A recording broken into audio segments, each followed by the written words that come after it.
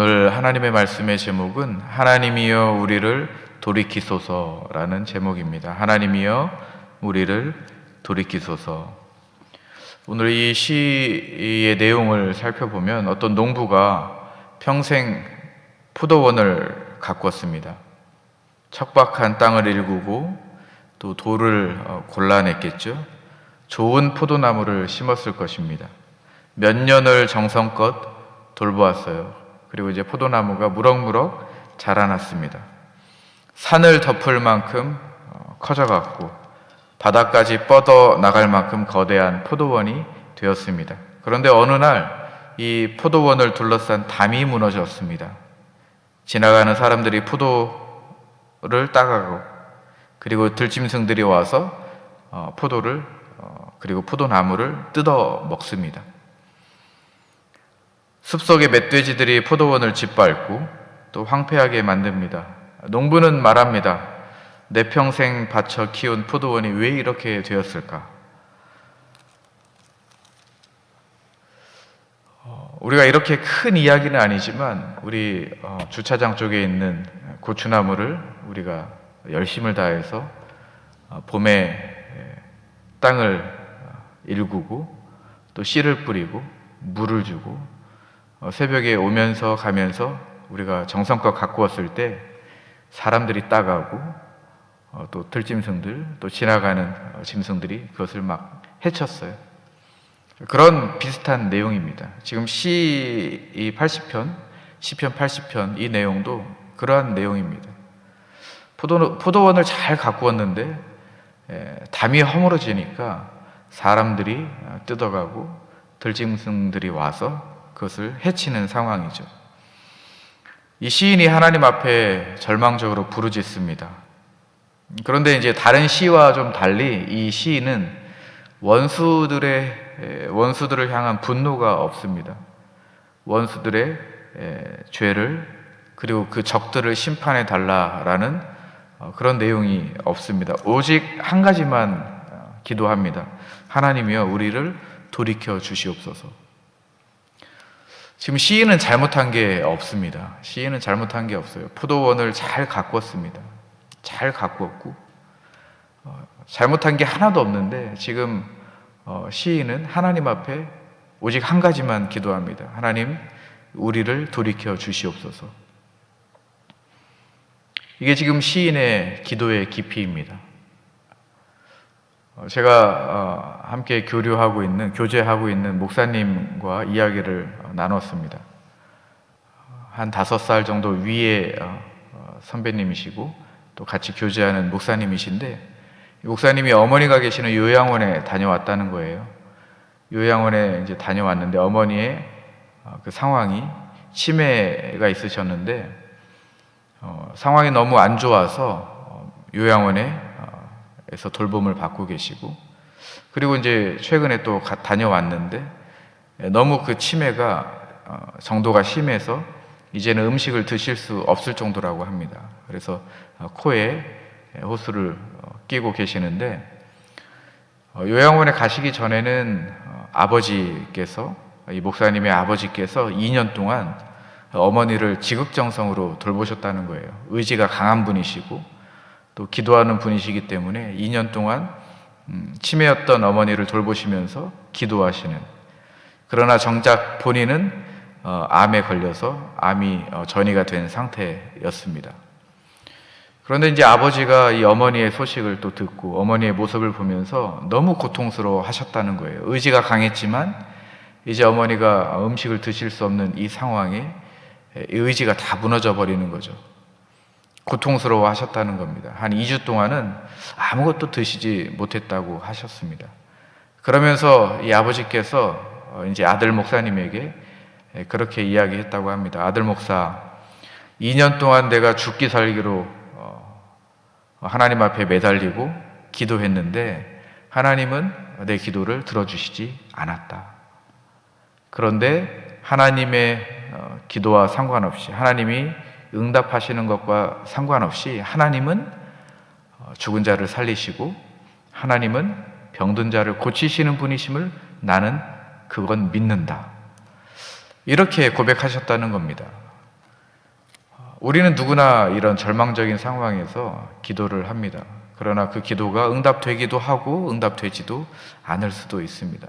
그러나 우리가 저도 은혜를 참 이 부분에서 받았지만 하나님이 그 기도의 응답을 하셨던 하시지 않았던 그 결과에 상관없이 하나님은 죽은 자를 살리시고 병든 자를 고치시는 분이시다. 우리 안에 그 믿음이 있어야 될 줄로 압니다. 시인은 그런 믿음이 있었습니다. 지금 시인의 그 기도의 깊이를 우리 한번 살펴보았으면 좋겠습니다. 1절 말씀인데요. 1절 말씀에 이렇게 적혀 있습니다. 이스라엘의 목자여 들으소서, 요셉을 양떼같이 인도하시는 이여, 그룹들 사이에 좌정하신 이여 빛을 비추소서. 들으소서, 귀를 기울여 주십시오. 그리고 비추어 주십시오.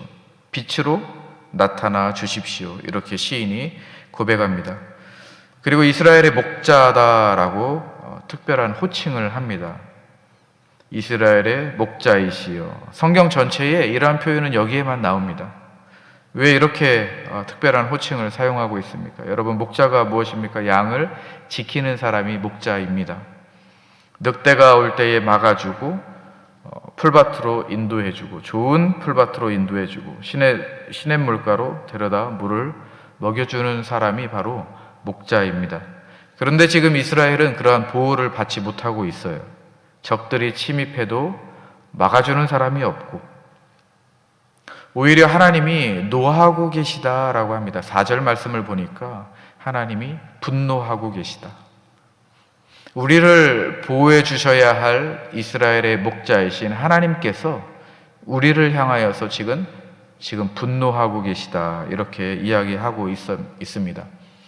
지금 1절 마지막 표현에 보면 그룹들 사이에 좌정하시니여 빛을 비추소서. 그룹들 사이에 좌정하시니, 이것은 광야 시대의 언약궤, 그리고 솔로몬 성전의 지성소, 그리고 하나님의 영원한 보좌까지 다 포괄하는 표현입니다. 지금 하나님의 구원사를 다 끌어왔습니다. 하나님의 구원 역사를 다 끌어와서 기도하고 있는 겁니다.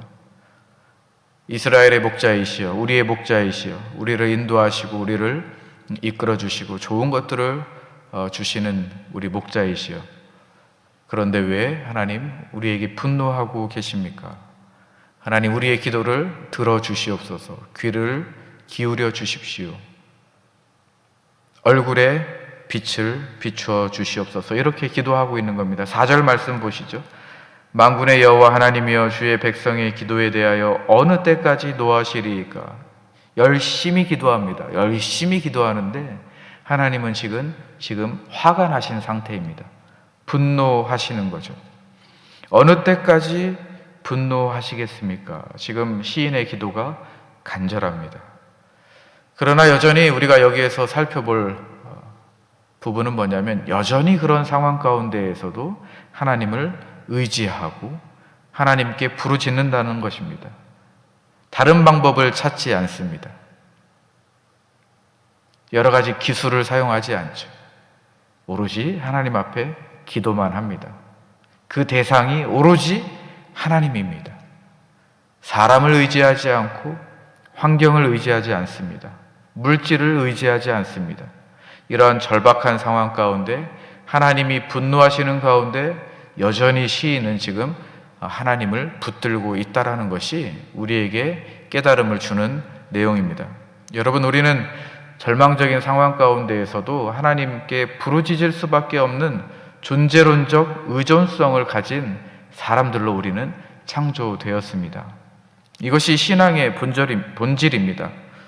우리가 하나님과의 관계가 긴장 상태가 있고 단절되었다 할지라도 여전히 우리는 하나님 없이는 존재할 수 없는 피조물이라는 사실을 우리는 기억해야 됩니다. 우리는 그렇게 창조되었기 때문입니다. 하나님을 떠나서는 절대로 살 수 없는 사람들이 바로 우리입니다. 그렇기 때문에 절망적인 상황 가운데에서도 하나님을 붙들어야 됩니다. 기도 응답이 되지 않더라도 하나님을 붙들어야 됩니다. 하나님이 지금 화가 나셨어도 우리는 하나님을 붙들어야 됩니다.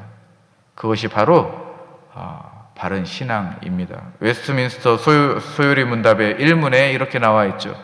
사람의 제일 되는 목적이 무엇입니까? 사람의 제일 되는 목적은 하나님을 영화롭게 하고 그를 영원토록 즐거워하는 것입니다. 하나님을 떠나서는 진정한 목적과 의미, 삶의 가치를 찾을 수 없다는 것입니다. 우리 삶의 의미는 하나님에게 있다라는 것이죠. 이것이 진리입니다. 우리는 하나님의 것입니다. 하나님을 떠나서는 우리에게 어떠한 위로도 없습니다.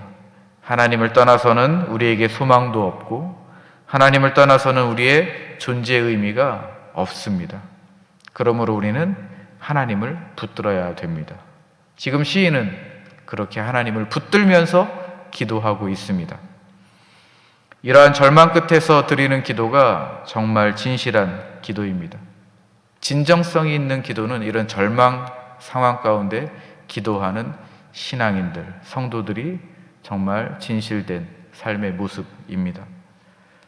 형식적인 기도가 아니고요, 습관적인 기도가 아닙니다. 정말 하나님 아니면 안 된다라는 절박한 상황 가운데서 드리는 그 진실한 기도가 우리 이 시간에 하나님 앞에 드려지기를 소원합니다. 3절 말씀 보시죠. 3절 말씀 보시면 하나님이여 우리를 돌이키시고 주의 얼굴빛을 비추사, 여기도 마찬가지로 얼굴빛을 비추어 주십시오 라고 나와 있죠. 그리고 우리를 구원을 얻게 하소서, 우리로 구원을 얻게 하소서.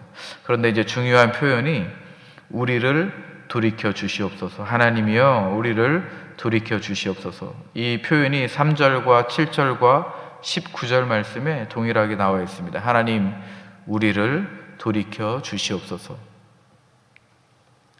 우리를 돌려놓아 달라는 것입니다. 180도 방향 전환을 해달라는 거예요. 그런데 그 주체가 누구입니까? 지금 누구에게 기도하고 있습니까? 하나님께 기도하고 있다는 겁니다. 그 주체가 하나님이에요.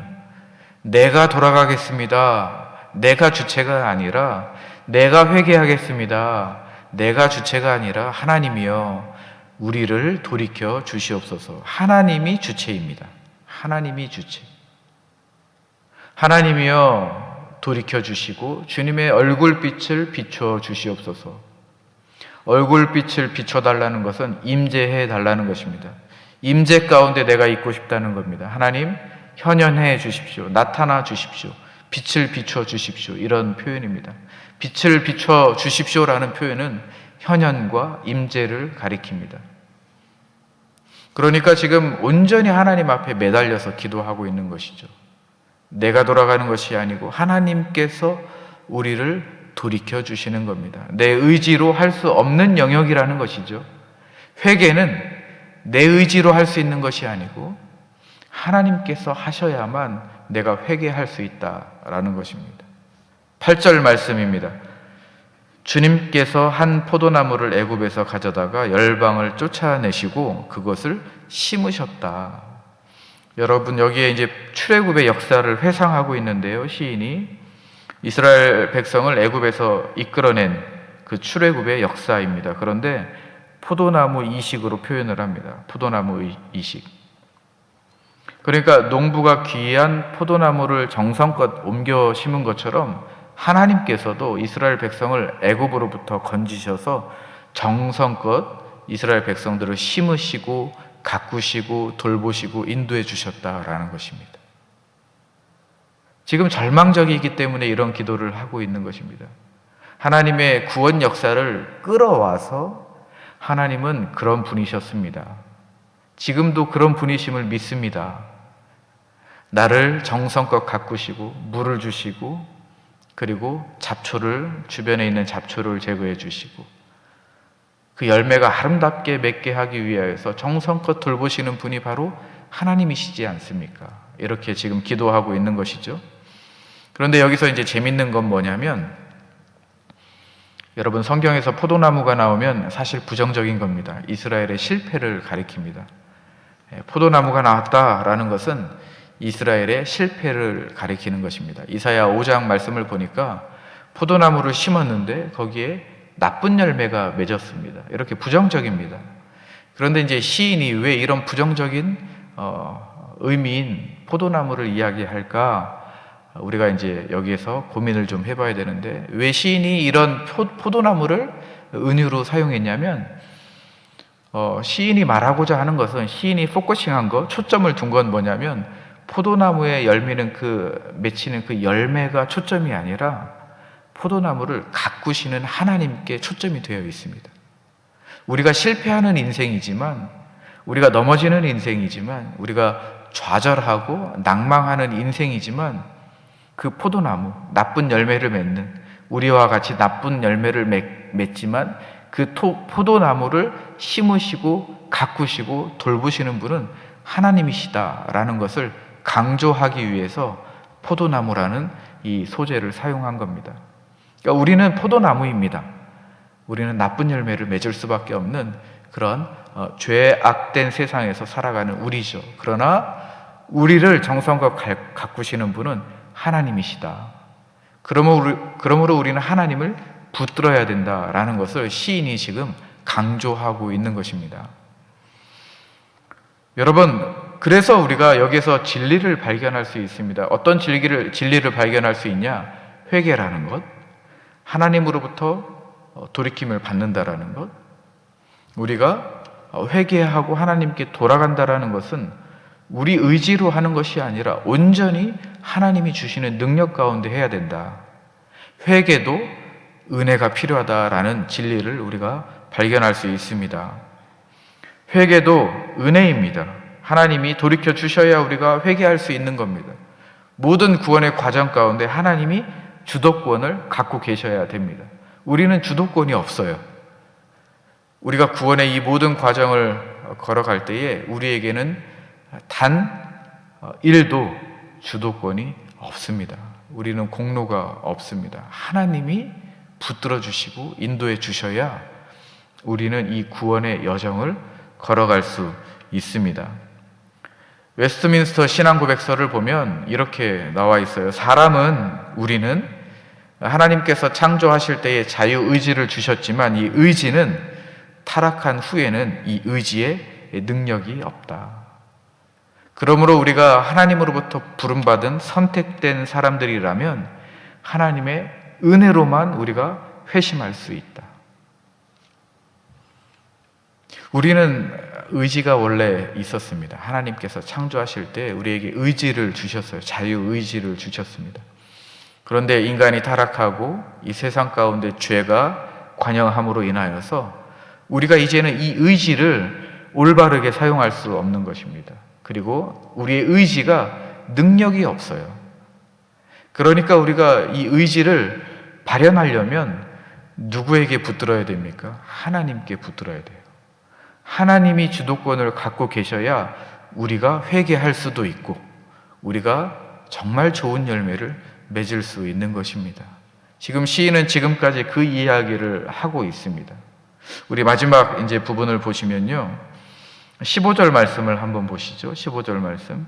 주의 오른손으로 심으신 줄기요 주를 위하여 힘있게 하신 아들을 보호하소서. 좀 변화가 있습니다. 이전에는 포도나무를 은유로 사용을 했어요. 그런데 여기에 보니까 아들로 은유하고 있습니다. 아들이라는 표현이 나오죠.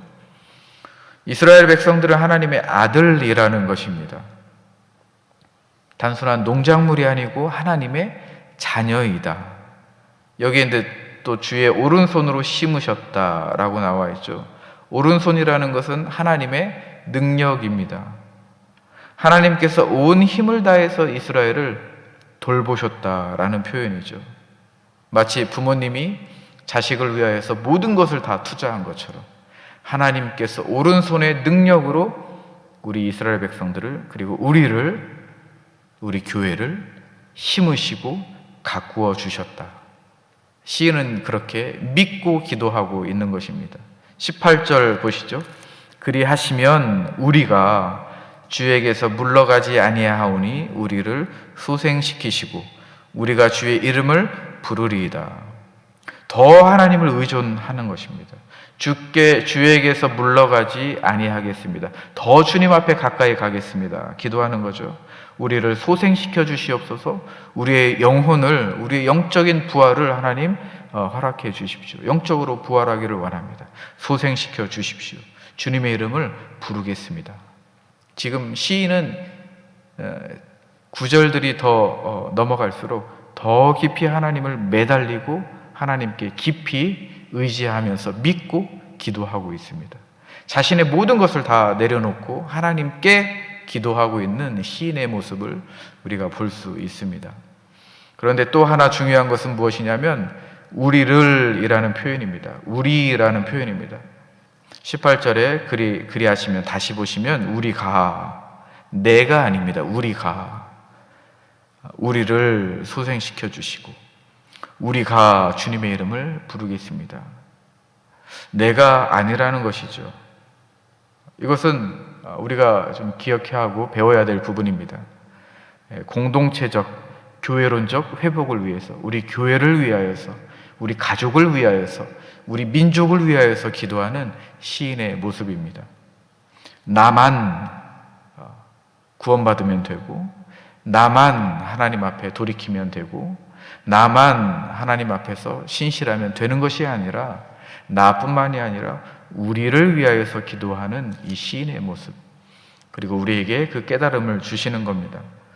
여러분, 거룩하고 보편적 교회라는 신앙적 표현이 있습니다. 거룩하고 보편적 교회, 과거와 현재와 미래에 그리스도 안에서 우리가 하나 되도록 부름받은 선택된 공동체입니다. 우리는 각 개인이 하나님으로부터 부르심받고 하나님의 자녀가 되고 구원을 받았지만 우리가 함께 모였을 때에 거룩하고 보편적 교회를 이루는 것입니다. 하나님의 궁극적인 목적은 교회를 통해서 하나님 나라를 세워가는 거죠. 그러니까 우리가 기도할 때에 나만을 위해서 기도하는 것이 아니고, 나의 삶만 위하여서 기도하는 것이 아니고, 우리 교회를 위해서, 그리고 교회의 원형인 우리 가족을 위해서, 가정을 위해서, 그리고 우리 민족을 위하여서 기도하는 것도 우리에게 주신 사명이다라는 것을 반드시 기억해야 될 줄로 믿습니다. 나 혼자만 잘 되면 되는 것이 아니라 우리가 함께 하나님께 돌아가야 된다. 우리 가정이 함께 우리 하나님께 돌아가야 된다. 우리 교회가 함께 우리 하나님께 돌아가고 회복되어야 된다. 우리 민족이 우리 하나님 앞에 진정으로 회개하고 돌아가야 된다라는 기도를 우리가 해야 됩니다. 말씀을 마무리하도록 하겠습니다. 우리 시편 80편을 봤을 때에는 예수님께서 완성을 하셨습니다. 이 모든 내용을 완성하셨습니다. 예수님께서 이렇게 말씀하셨죠. 나는 참 포도나무요 내 아버지는 농부라. 나는 선한 목자라. 우리가 돌이킬 수 없을 때에 예수님께서 우리를 돌이켜 주셨습니다. 믿으십니까? 우리가 죽었을 때에 예수님께서 우리를 소생시켜 주셨습니다.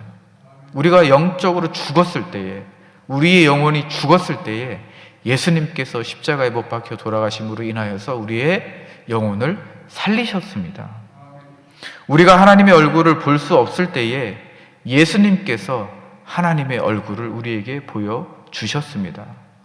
이 모든 내용이 예수님에게서 완성되었습니다. 우리는 그 은혜를 받은 사람들입니다. 하나님의 은혜를 우리가 받았기 때문에 우리는 책임이 있습니다. 어떤 책임이 있습니까? 첫 번째로는 공동체적 회개의 책임이 있습니다. 나뿐만이 아니라 우리 교회가, 우리 민족이, 우리 가정이 하나님 앞에 돌아갈 수 있도록 우리가 기도해야 합니다. 이것이 첫 번째 우리가 가진 책임입니다. 공동체적 회개의 책임을 우리가 가지고 있다.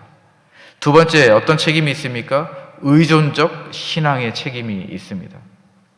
우리를 돌이키시는 분, 내가 아니라, 내가 회개하는 것이 아니고 하나님이 해주시는 겁니다. 내가 이 자리에서 내가 내 스스로 잘 자라나는 것이 아니라 하나님께서 심어주시고 가꾸어주시고 물 주시고 돌봐주셔야 우리는 살아날 수 있습니다. 좋은 열매를 맺을 수 있습니다. 우리는 의존할 수밖에 없는, 하나님을 붙들 수밖에 없는 존재임을 우리가 기억해야 되는 것이죠.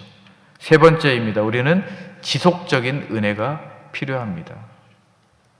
한 번 회개로 끝나는 것이 아니라 지속적으로 날마다 하나님의 얼굴빛을 보여달라고 기도해야 됩니다. 늘 하나님의 임재 가운데 있어야 되고, 하나님이 현현하시는 그 현장 가운데 우리가 늘 있어야 됩니다. 우리가 그렇게 기도해야 우리가 하루하루를 살아갈 수 있는 그 힘을 얻을 수 있는 것입니다. 우리가 오늘 시인의 기도처럼 정말 간절함으로 하나님 앞에 기도하시기를 축복합니다.